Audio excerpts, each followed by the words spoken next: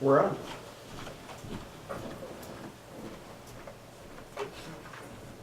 So call to order the Monday, March 25th, meeting of the Finance Committee of the Ogdensburg Region Port Authority. And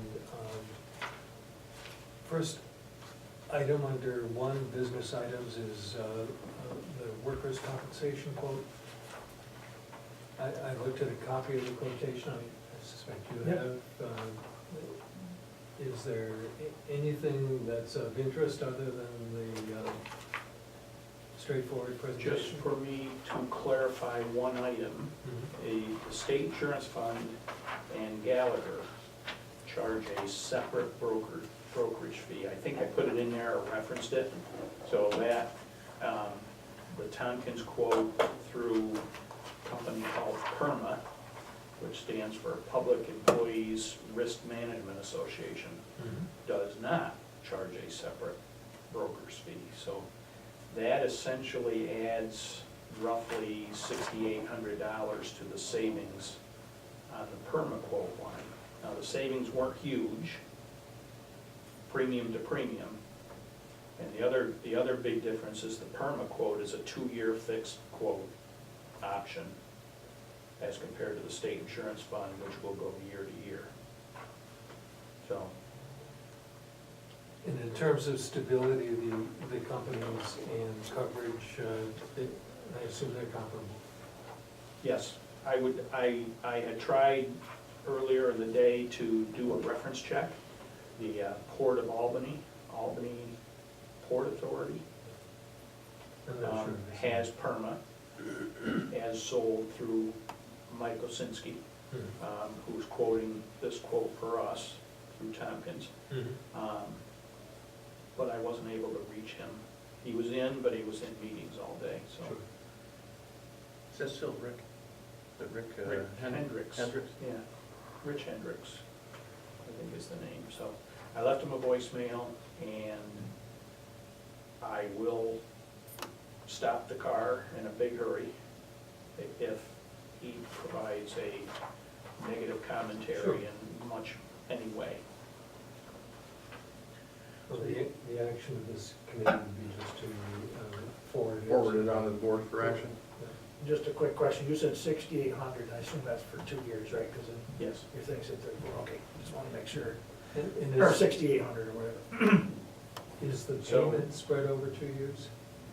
Yes, be 12 equal installments. The payments are comparable, because I got stretched out New York State Insurance Fund to 11 payments. And PERMA's gonna give us 12 Mhm. equal installments, so that should help with the cash flow. Um, And every indication is it's a $10,000 savings to go this route. Mhm. And it could be more, it could be slightly less. A lot of it depends on our annual loss ratio, Yep. which comes back with how many injuries we incur. And the better our experience with workers' comp, the larger the discounts, I guess is the best way to phrase it. So I would move the resolution forward. I'll second that, and let's call for a vote. All in favor? Aye. Aye. So we're recommending that it be forwarded to the full committee, full board.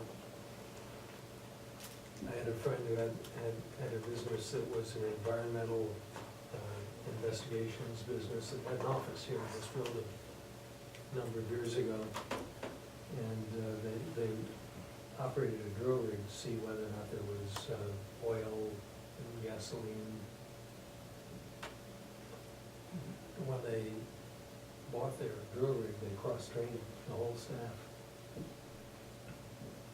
Then when their workers' comp insurance came in and asked how many people used the drill rig, But they went crazy. and it was about a 37% premium for anybody who operated the drill rig. They became unqualified in a hurry, right? I think they had to pay a year's worth before they were qualified. Wow. Ouch.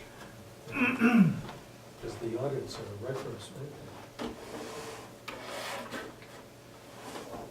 Yeah. Then we considered the quotation on workers' compensation. Okay, And recommended that we move forward to the whole board. Do you want to discuss that? Do you have any questions on it? no, I looked that over. Yeah, it's very straightforward. I Yep. think Jim did say that in addition to the premiums that were cited on the quotation included here, that the New York State Insurance Fund charges a $6,800 broker's fee, which is additional on top of the premium, so it makes that separation closer to $10,000, which makes the decision. Mhm. That much easier.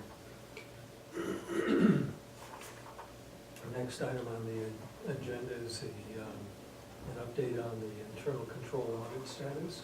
Yep. I did a little flip, because we did not have February 28th or January 28th inventory levels out at the airport of the fuel. So I decided to do the toll bridge, toll collection system audit in February, which we did in March, and then we will do the fuel inventory in March, which will be done in April. And then the third one on the list was the lease arrangements, which we will do in July. So the toll booth audit came back very, very nicely. I had one day where they had issues where they were short, but for the month, I think we ended up less than $100 off what the system said we should have. So the timing of the deposits at shift end always leaves one guy slightly over, one guy slightly under. But that balanced out really quite nicely. So I was pleased, Mhm. since we haven't done an audit like that in 4 or 5 years, that it came back as relatively pain-free as one could expect. It's probably a good idea to do the toll booth first, because it's all cash. It's Canadian and American money, so. If you are an agency that's going to have trouble keeping its cash Mhm. and not subjecting it to foul play or any other thing, that's probably the best one to do first, Good. so. Inventory fuel management in April. And that'll be on in March, reviewing March. It'll be March's dates that we'll be reviewing. So and then also the lease arrangements in July, and tentatively planning on doing a fixed asset audit in August. Mhm. Is that the fuel audit for a particular time frame, or just a previous month? Yeah, it'll just be the previous month.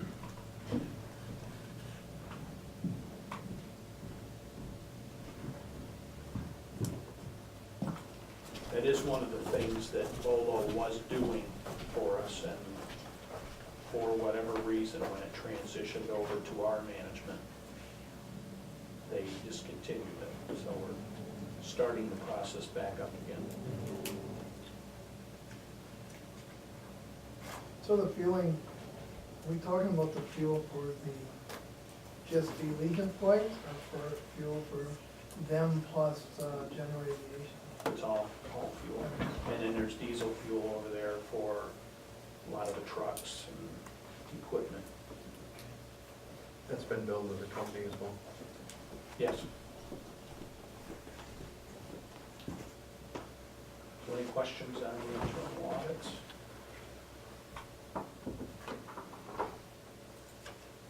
I don't hear any questions.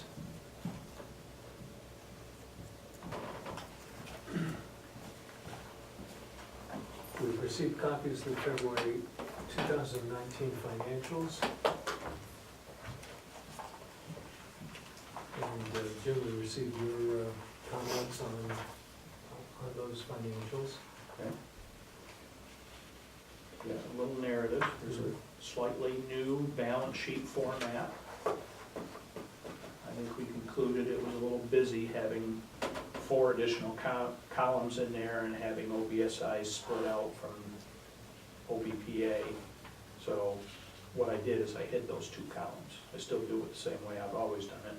And I lightened up the font or the color a little bit. I think people were having difficulty reading some of the numbers because the font was a lot darker. Yeah. Yeah. Well, now I can read this, so I'm quite satisfied. Is this, Mm-hmm. Yep. did either of you have any questions on the financials? Jim, under, I'll wait for Dave. Well, I gotta find it. I made it up.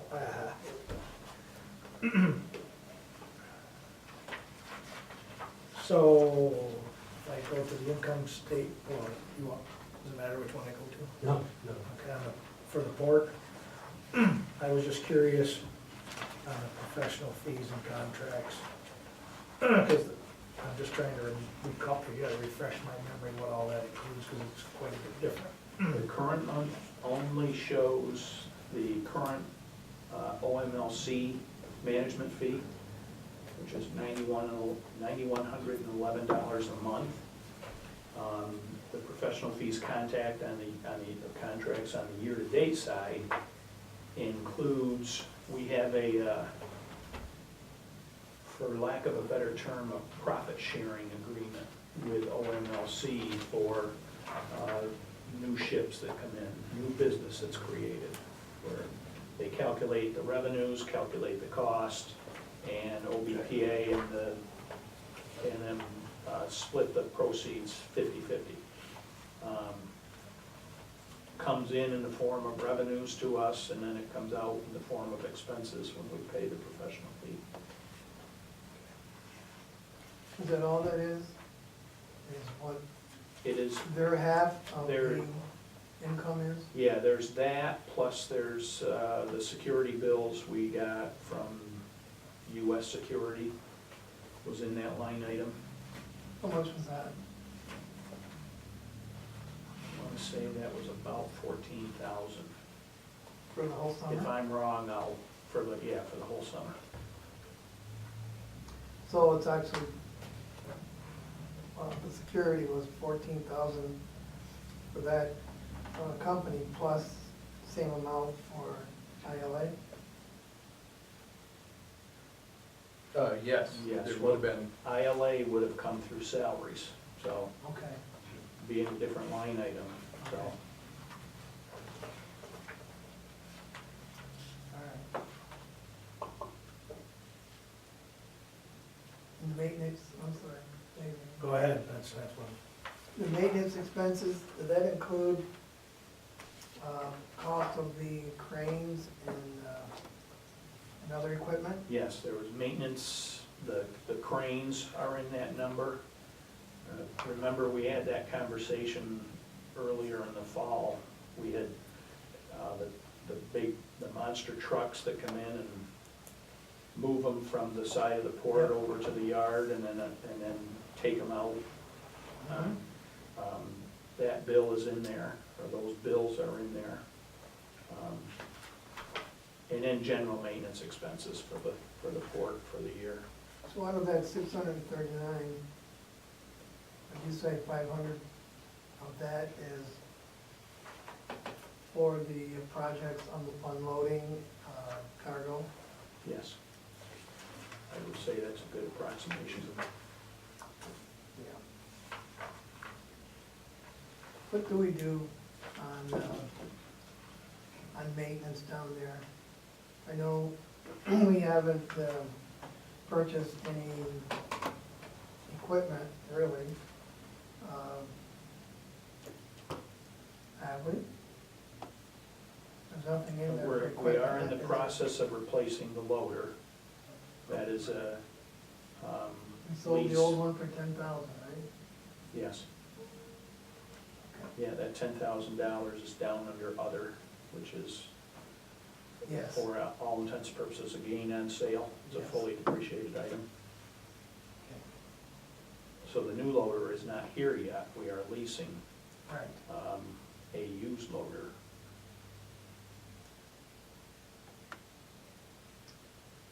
Okay, so whatever the cost of that, what would that go under, what heading?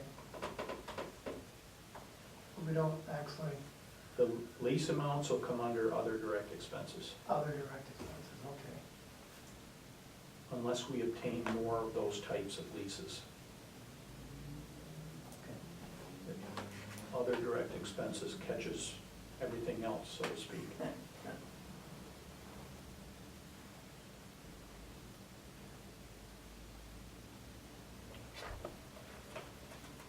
So you want me to go through and touch briefly on the remainder of the items? Well, Do you have more questions? yeah, I wanted to start right from the beginning, the narrative, Mm-hmm.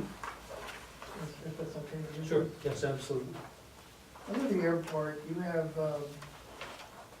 expenses continuing well below prior year totals and are reflected by the contract changes with Volo and janitorial contracts. Right. What are we actually looking at there? Is that a change of roughly $100,000 in decreased expenses? Yes, I think Volo was scheduled to be a little bit more, because they had, I think, 3 full-time people on the yard, and we replaced them with 2 at the time. Mhm. So that number compares favorably, and the janitorial services is probably closer to 60,000. So, Is that listed in the income statement under professional fees and contracts? the janitor service, Yes. it used to go under maintenance expenses, and now it goes under professional fees. Okay. So you have a little bit of apples and oranges there. MAPCO now does the janitorial service as part of their other functions. So they end up in professional fees. Now, janitor service showed up under maintenance expenses. How many years do we have left with MAPCO, that equipment? MAPCO was a 10-year agreement So we originally, have 7 left? so yes.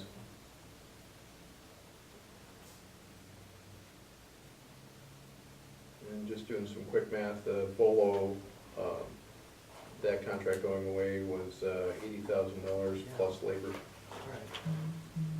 But most of that labor has been picked up by our own people We've had a net add of 1 out there as a result. recently. Yep.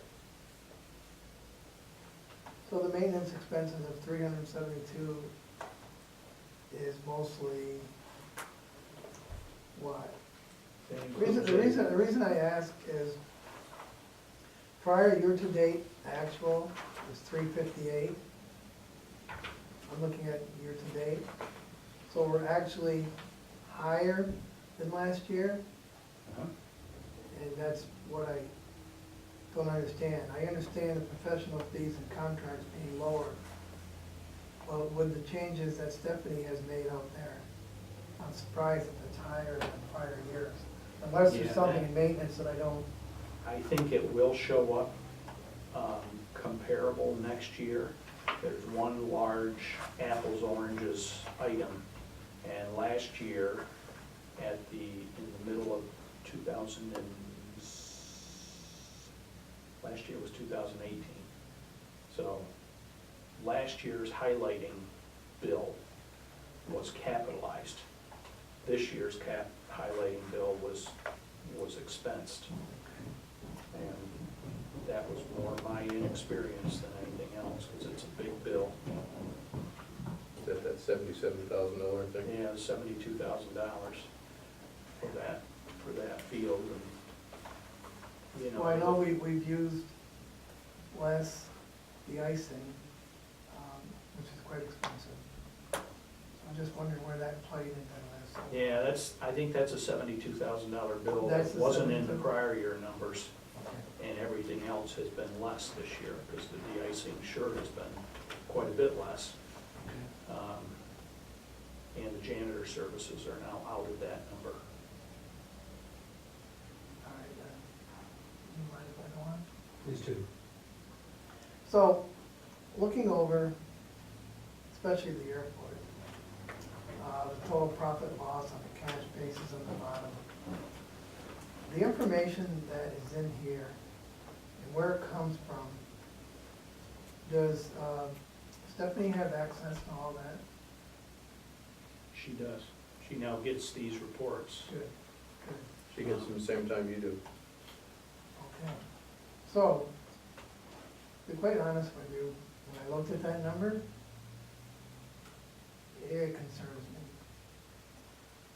And some of the numbers, I understand the salaries and everything else, and I don't know if it's, we have to get the top part of this income statement increase with the sales, either in fuel or something, as well as look at that expense, those total operating expenses. That's quite high. And I don't know, without having more input from Stephanie, what we need to do, but that operating profit and loss can't be that much because of how it draws down the rest of the report. So, That's Yeah, so- really what's happening. It's definitely a load on the authority. On the operating revenue side of things, to kind of put numbers with things, the essential air service change is gonna mean about $250,000 more to us on the revenue side of things. The expenses, those expenses that you have there are mostly things that are required to operate the airport that you can't get away from.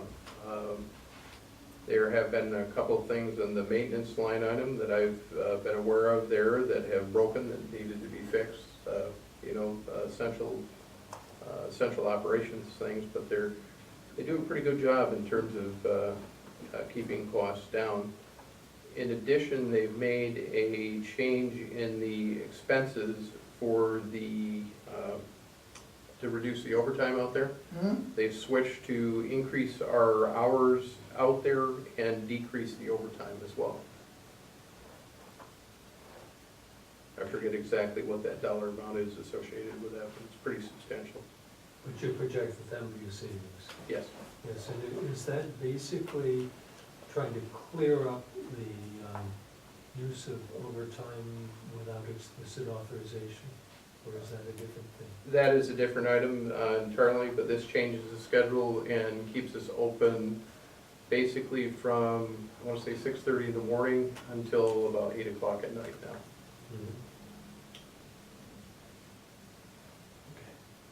I understand the non-operating expense and how that affects the bottom line. But I think where we can do something, and where we need to bring Stephanie in more, on what we can do to lower those operating expenses, I think we need to get into that more than what we have. Because those numbers scare the hell out of me.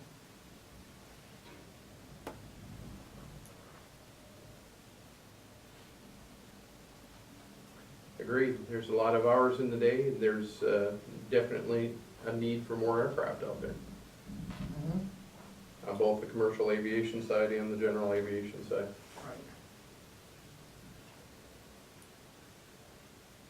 Right. So, Does the marketing team have any, can't remember this, do they have anything targets to hit for revenue? As far as on the revenue side of things, for each passenger, you can see the passenger fare charge, that's where we pick up $4.50 per person there. You also, the thing you don't see here is you see the parking fees from MAPCO, but you also don't see about $50,000 in toll income, because that's over on the bridge side.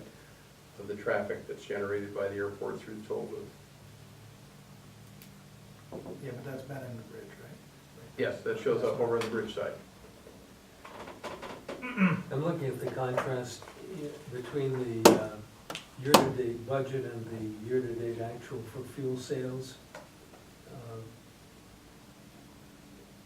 Is that something that, I think we have some new equipment out there that will allow people to fuel at broader hours than it used to be, is that accurate? Not yet, but it will be installed out there. Yes. Is that something that a very modest advertising program or notification program might help?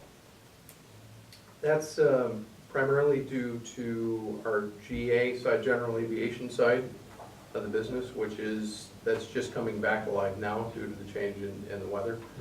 And you'll see that peak through the summer and then slack back off in the late fall or early winter timeframe. It's highly cyclical. Wasn't there pretty much a period of time where we didn't have anybody out there to fuel planes that came in on the weekend?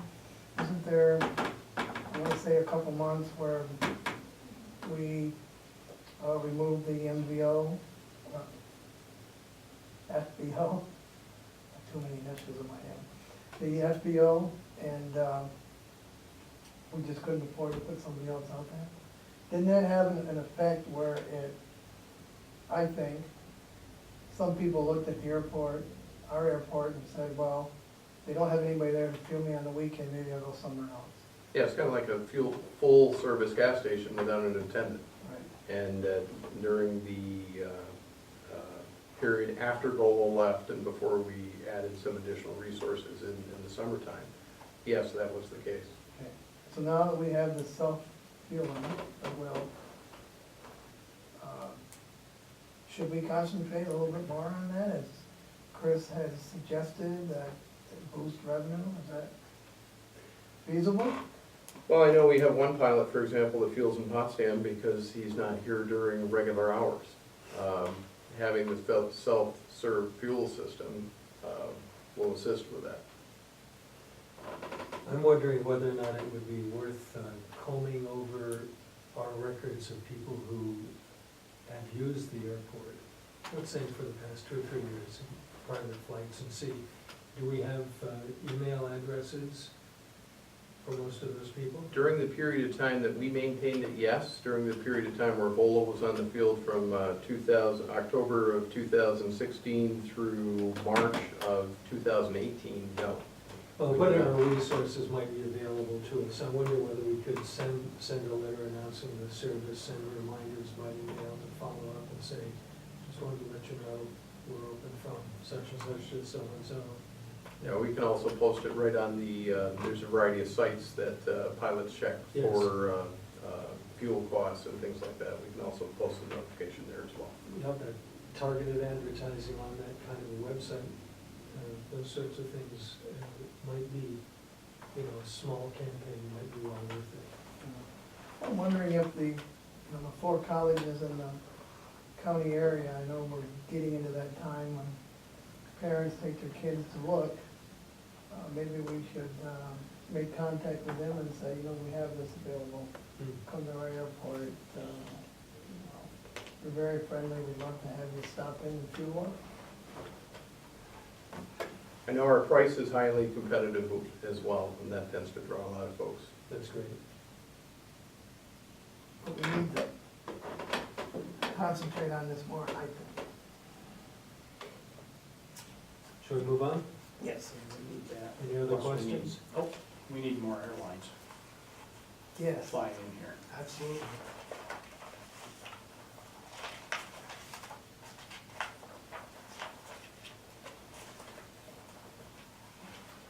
Any other questions on the financial statements?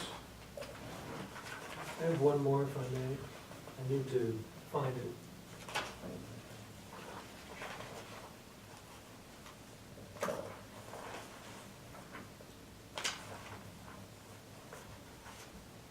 Just a quick follow-up. We talked about the overtime and the impact of that. In March alone, since the change has been made, that's saved over $1,000. Super, that's great. Jim, I'm looking at the income statement for the bridge, Okay? and comparing the year-to-date salaries under expenses with the year-to-date budget. There's a substantial difference there. Is there a $58,000 difference there. particular reason? And I believe most of that, or all of that, is related, when we moved Scott and Don over to the airport, we didn't budget for them to be replaced over here, but in actuality, they were replaced over here Sure. with folks from the bridge paint crew. And over the course of the full year, that's the $50,000 you're seeing there.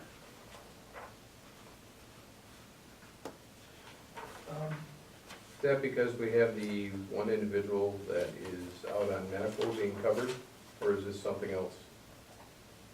What's driving that on the bridge? I believe that prior to moving out to the bridge, it was Jamie Snell, and I can't remember the other individual's name, that backfilled for Scott and Don.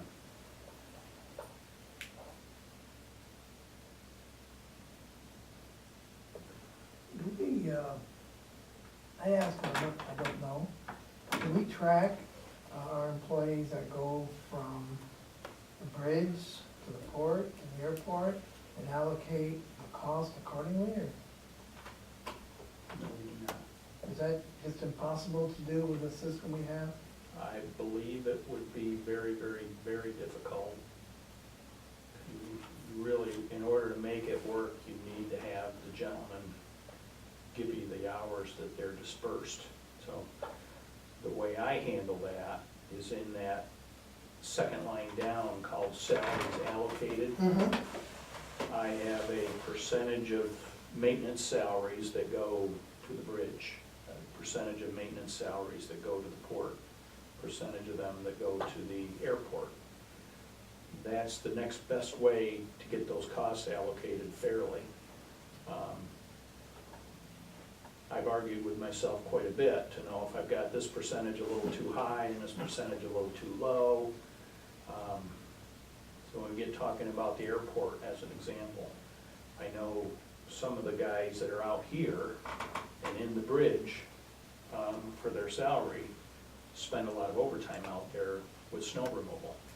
So they still end up in the bridge in actuality. So it creates a apples and oranges thing when you're looking at it. And But this entry for salaries allocated is a best judgment attempt to recognize that. yes, And that seems to me like a reasonable approach to it when you don't have precise record keeping on time allocations. I think it's a marked improvement for the way we used to do it. Because what we used to do is to put an individual in the industrial park that spends 10% of their time in the industrial park. Wade, for example, he spends probably a higher percentage of his time at the airport. But he's in the allocation with everybody else at the same percentages. So there's two examples of how we did things. And the other more painful discussion is that we had Ron Bogus coded to the port, and he was the airport manager. Yeah, That So- was pain. It took me several months to realize that that's where we put him in the payroll system. He was actually under port administration, but that all got coded to the port. It's like, Sure. Correction from the airport manager as well, that schedule change has saved $1,800 in the month of March and has generated 5 additional fuel cells. Good. So yeah, very it's constructive. working. Yeah. That answers my question, I appreciate it. Okay. And entry number 4 on our agenda is the audit update. Jim, is this an update on preparations for the audit? Yeah, it's just that time of year. What I have at this point for an update is a tentative field work scheduled for May 20th. So between now and then, Faria and I are charged with getting them preliminary audit work.